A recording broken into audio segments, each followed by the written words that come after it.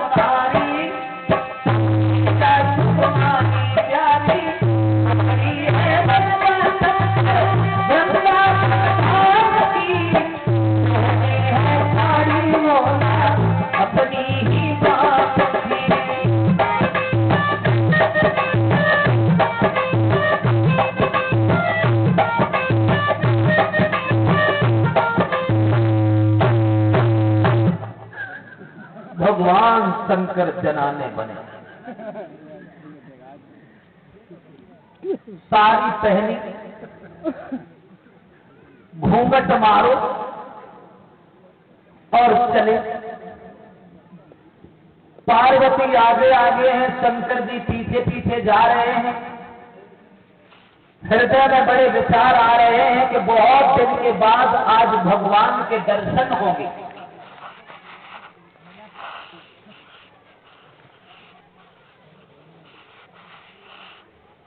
जैसे ही द्वार पे पहुंचे और जो महाराज में घुसने को तैयार भय, तब एक गोपी ने रोकी नहीं, कहा खड़ी हो जाओ। पार्वती बोली क्यों? मैं तो महाराज देखने आई हूं। बोले ठीक है देखो।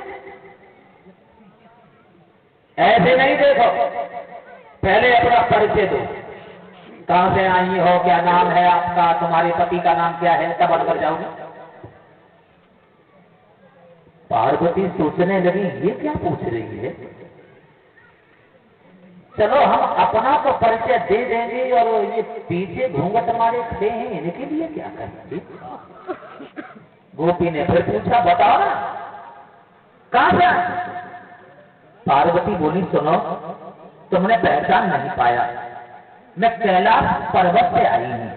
अच्छा अच्छा, शंकर जी की पत्नी। पार्वती अंदर घुसी और जो पार्वती अंदर घुसी, शंकर जी घूंघट मारे पे खेलने लगे। शंकर जी को रोक लिया, तुम खड़ी हो जाओ, अब तुम भी तो परिचय दो, तुम्हारे पति का नाम क्या है, तुम्हारा नाम क्या है, तुम कहां से आई। अब शंकर जी बिल्कुल मौत खड़े। पार्वती ने घूम करके देखा कि शंकर जी तो द्वार पर ही रह गए, तो पुनः लौटे आए। गोपी से बोली इन्हें क्यों रोक लिया तुमने, इन्हें क्यों नहीं जाने दिया? जवाब दिया माफ कीजिए, मैं तुम्हें तो जानती हूं कि तुम शंकर जी की पत्नी हो, और ये हमारे समझ में नहीं आई कौन है, आप ही इनका परिचय दो।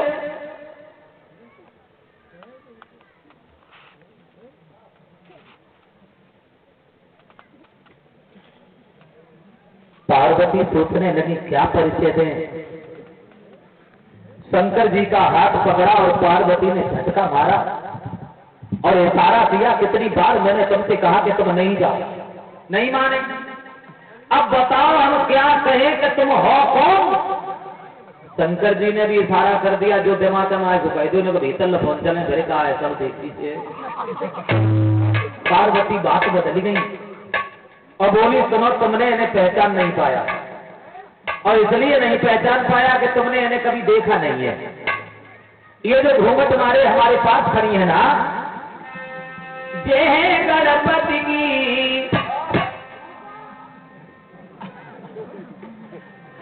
वो हमारे पुत्र गणेश है कि मेरे बेटा की बहुरिया मानवी सही।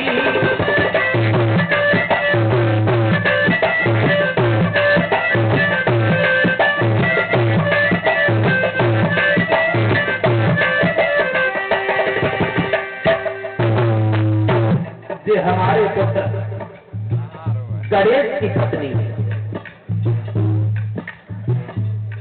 गोपी बोली, गणेश की पत्नी,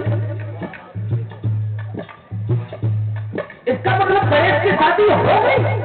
पार्वती बोली, हाँ हो गई। सच दिन पहले मैंने तुम्हारी घर में करी सगाई,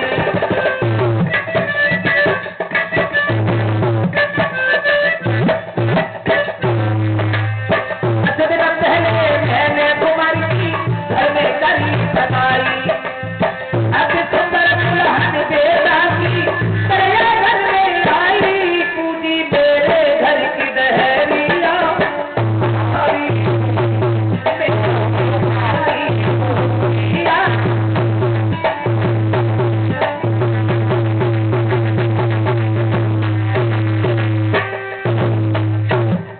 ये हमारे पुत्र गणेश की पत्नी है। अब परिचय हमने बता दिया, अब मैं जाऊं? गोपी बोली, ठहरो ठहरो पार्वती जी, एक बात का उत्तर देती जाओ। अरे कर ली शादी अपने लला की, खबर ललाई भिजवाई। गोपी बोली, कर ली शादी अपने कुमार की, खबर ललाई पठवाई। भूबदले कहा गई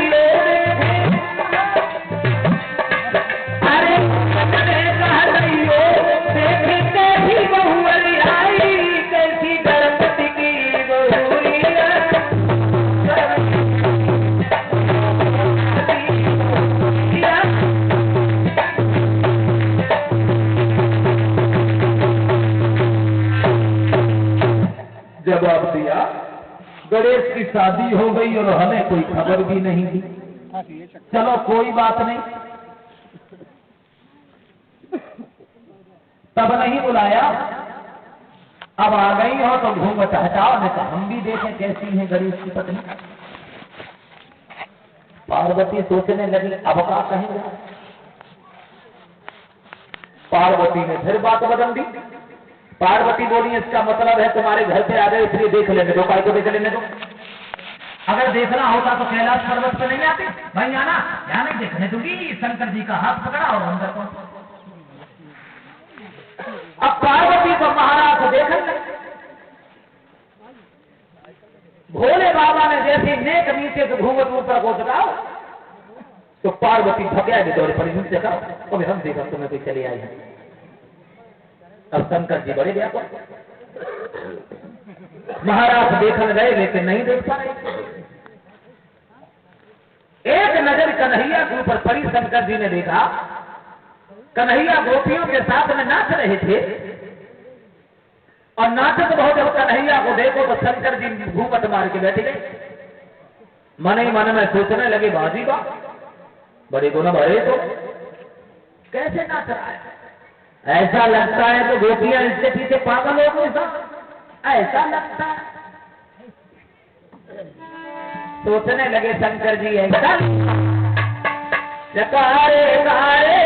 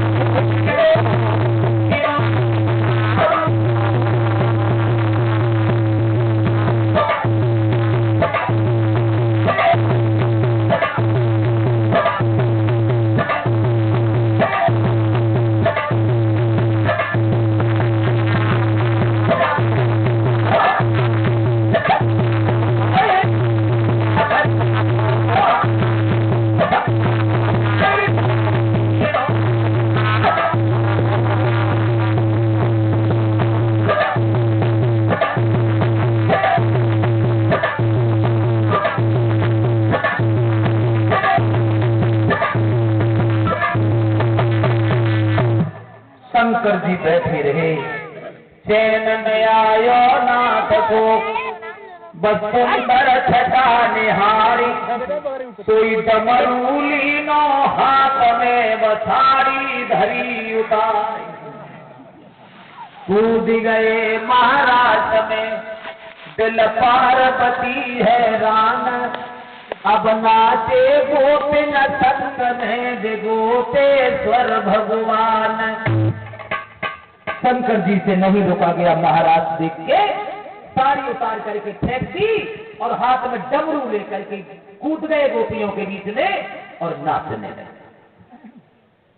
जब नाचने लगे इनकी पहचान हो गई कि शंकर जी जनाने बन के आए, तब इनका नाम पड़ा गोपेश्वर।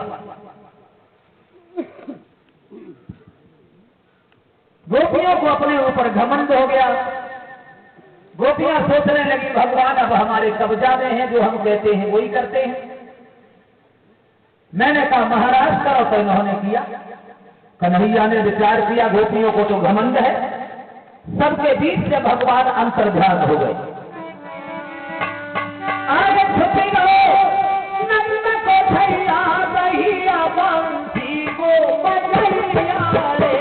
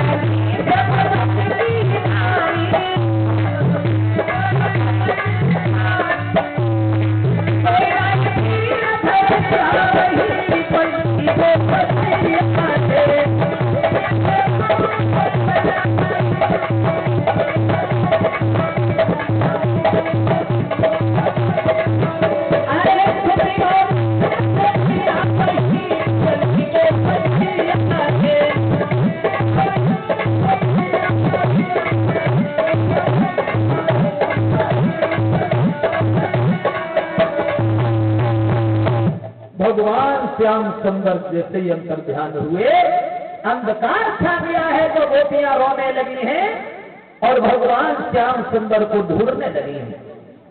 सबके बीच में मुरली मनोहर फिर आते हैं। महाराज का काम संपन्न हुआ और उसके बाद पार्वती जी को साथ लेकर के भगवान शंकर चले जाते हैं उधर।